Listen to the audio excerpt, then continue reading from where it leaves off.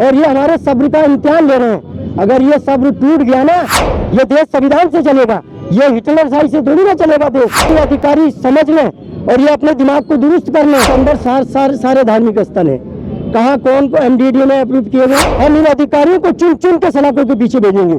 संविधान को बचाने का, संविधान को कायम रखने का काम हम करेंगे। अब कभी मदरसे सीज करके, कभी मस्जिदें सील करके, क्या एमडीडीए को पूरे देहरादून के अंदर खाली मस्जिद और मदरसे ही अवैध दिख रहे हैं?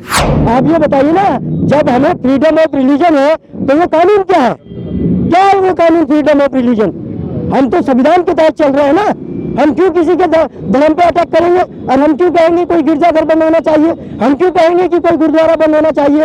हम क्यों कहेंगे कोई मंदिर बंद होना चाहिए? हम तो सेकुलर मिजाज लोग हैं और इस देश के अंदर फ्रीडम ऑफ रिलीजन है। रायपुर क्षेत्र के भोगपुर में स्थित मस्जिद को सील करने के नोटिस को लेकर आज मुस्लिम सेवा संगठन ने मसूरी देहरादून विकास प्राधिकरण एमडीडीए का घेराव कर विरोध प्रदर्शन किया।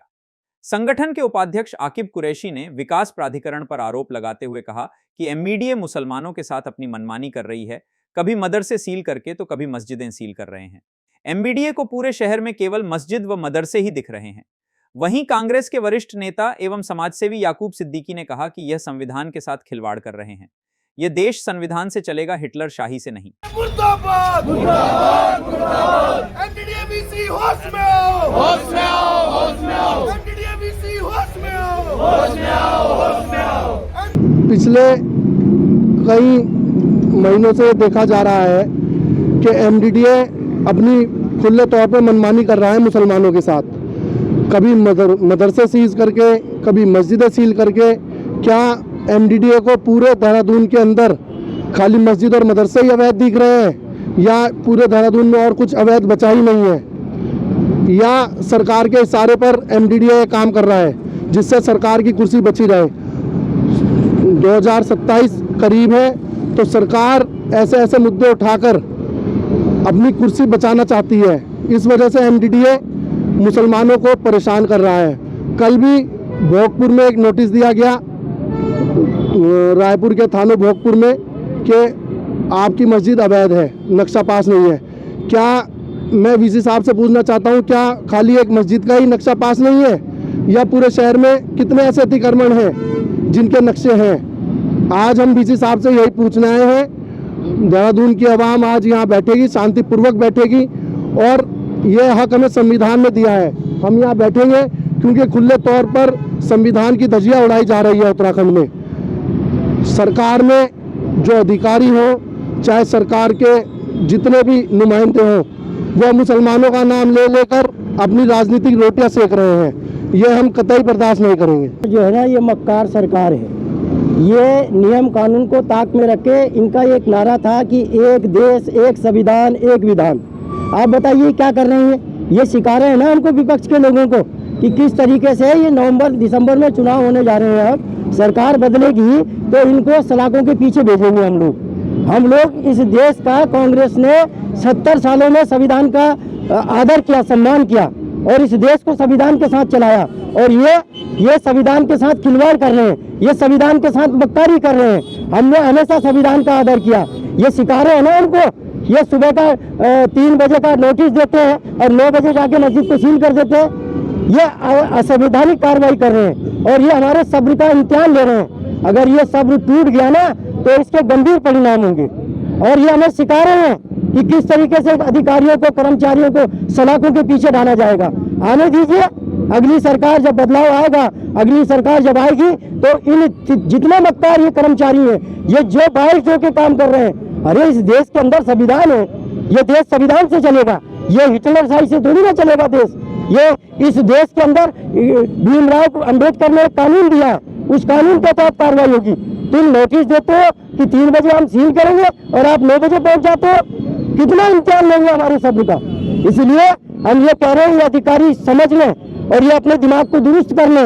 अगर इनका यही रवैया रहा तो हम इनकी ईंट से ईंट बजाने का काम करेंगे। जैसे अभी आपने कहा कि नोटिस दिया जाता है और पहले ही पहुंच जाता है, पूरा डिटेल में बताइए कि मामला। आप ये बताइए ना, ये कह रहे हैं कि एक घर में कोई किसी स्थान पे नमाज पढ़ी जा रही है। मुझे ये बताइए आप कि देश के अंदर सारे धार्मिक स्थल है, कहाँ कौन को एमडीडीए ने अप्रूव किए हुए?